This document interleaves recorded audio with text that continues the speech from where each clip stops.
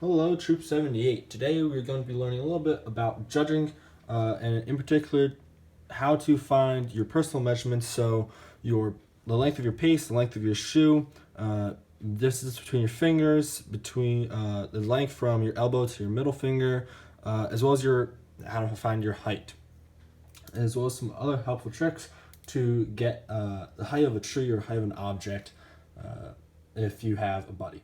All you need for this is either a ruler or tape measure or a meter stick. Whatever you have will work in order to find all of these values. Today I'm going to be showing you how to find all these values except for your height. Your height you should be able to calculate either by getting it from your doctor or by just using simple measuring tools at your own house. Just as a brief overview, I'll explain to you how to find these different values, and then I'll show you some. So with your pace, what you're going to do is you're going to take 10 normal steps as if you were just walking along and measure that distance from start to finish. For your shoe length, you're going to just measure your shoe while you have it on your foot, okay, in case your toe sticks out a little bit and expands the shoe. And you want to do this with hiking boots on, since that's whatever you'll have at the troop meetings.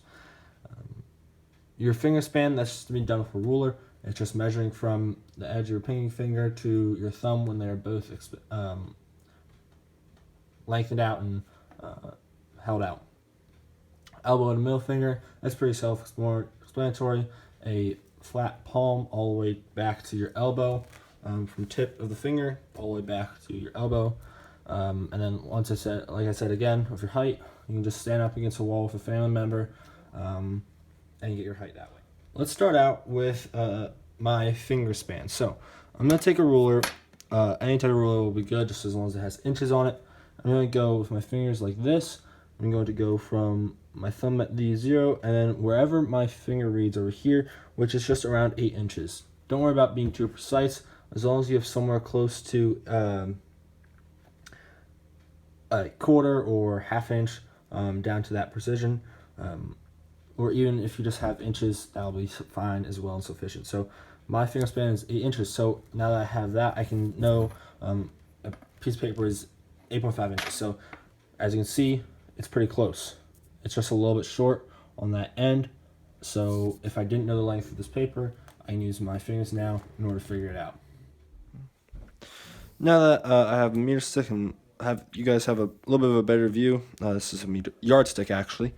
I'm just going to hold it with 3 fingers underneath and keep 2 fingers, like my middle finger and my pointer finger up top. Have the end of my middle finger right at the end of the meter stick. I want my hand to be pretty flat, so just kind of grab it with the side of your thumb. And then go across all the way back to the end of your elbow, making sure to keep that finger at the point. And then your elbow, measure it from there. I'm right around 20 inches, a little bit more, but I'm just going to say 20 inches from the tip of my middle finger to the back of my elbow. In order to get my pace length, I'm going to set up a tape measure, which you can see here. I've set up a tape measure that runs the span of a straight line, and I'm going to start with my heel at 0. I'm just going to go and walk 10 paces, and whatever that value is, I divide it by 10, sorry, because you took 10 paces, so divide that by 10, that would get you the length of 1 pace. So just 1, 2, 3, 4, 5, 6, 7, 8, 9, 10. Once I have that 10 steps, I can find whichever value is on that tape, divide it by 10, and that will get me the length of my step, or my pace. Now, I'm going to take, this is just a yardstick on the ground. I'm going to back my heel up to the edge of it. Oop, a little bit. There you go. And once I have that, I can make sure that the ruler in your foot is aligned properly. Or ruler or yardstick, whichever you're going to use. Make sure it's aligned properly. Then I can line it up, and I can get my foot length, which is just to be at the tip right there, is about 12 3/4 of an inch.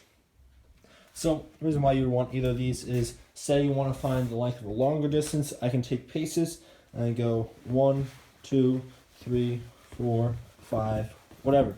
Count those number of paces and then multiply your number of paces by your pace length, which you found today. And once you've done that, you can figure out what that distance is. Same thing with your feet. With a smaller distance that you want to be more precise, or if it kind of curves a little bit. You can start off by going and counting the number of feet or boot lengths that you get for that distance, and then you can multiply that by the length of your boot to get the distance. Finding the height of a tree with a buddy is relatively easy. All you need is a friend who you know their height and a stick. Step 1, have your friend who you know your height, in this case Frank here is 6 feet tall. Have him stand at the base of the tree. Next, line up your stick so that the tip of the stick is at the top of your Frank's head, or your friend's head, and the base of your thumb is at his feet. Next, you're going to move that stick up the tree, counting the times that you get the stick. So in this case, it's 2, 3, 4, 5. 5 times. Now, knowing that his height is 6 feet and that we can use the stick 5 times, we know that that tree is 30 feet tall. The next method is the falling stick method. I'm going to take this stick, I'm going to line up the top of the tree and the bottom with wherever the tip of my thumb is. So once I've done that, I'm going to tilt it to 90 degrees, and that point at the end, wherever that lines up, that is going to be the tip of the tree as if it fell over. From there, I'm going to walk paces from the base of the tree all the way to that point, and then from that point, I'll know the height of the tree. Line up the tip and the base, fall, and now we already know the height of this tree to be 30 feet, but if I were to, I could walk from the base all the way to where that point is, and I'll know that's 30 feet. So, there's no large rivers that I have access to right now, so I'm just going to show you on this piece of paper a few different methods for finding the distance across a river. So say you have this dot standing here, that's the top of your head, and you want to know the distance from you over to the opposite shore here.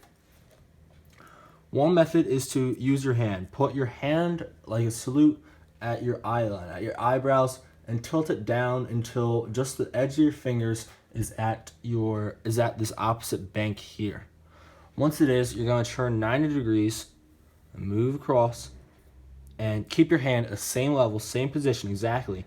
And whatever point it is here that you see underneath of that, right at that edge of your hand, that is going to be the same distance. So because you turn 90 degrees this way, this value and this value are congruent and the same, and so you can use either your pace or the length of your boot, and you can pace out that distance and figure out what that distance is. Another method is to, if you don't really trust yourself, to hold your hand steady, or you just want to use a different method, you can do you start here at this point, and you want to find the distance to this point. So walk 50 paces over to here, okay, to a point here, and whatever that value is, put a stake here and put a stake here. Walk another 50 paces in this direction, put a third stake or some marker here, and then once you're at that point, you're going to imagine that you're drawing an imaginary line from this second stake to whatever point it is across. And then from this point, turn 90 degrees and walk away from the river.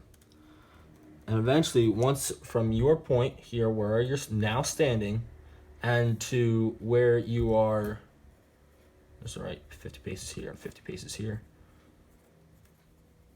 and where you are here,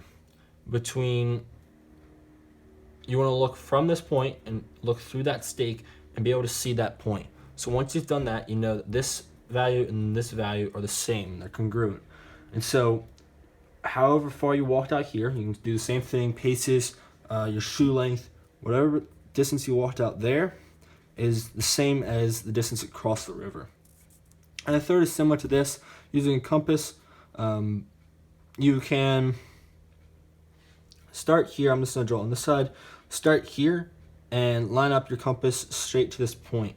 Once you have, walk X amount of distance until your compass is pointing straight here, and so that you know that this is 45 degrees. So your compass will have changed angle by 45 degrees, and once it's done that, depending on which way you go, either east or west, once you've done that, you know the distance between that this distance here is once again the same distance here, and you can find that distance by pacing it out.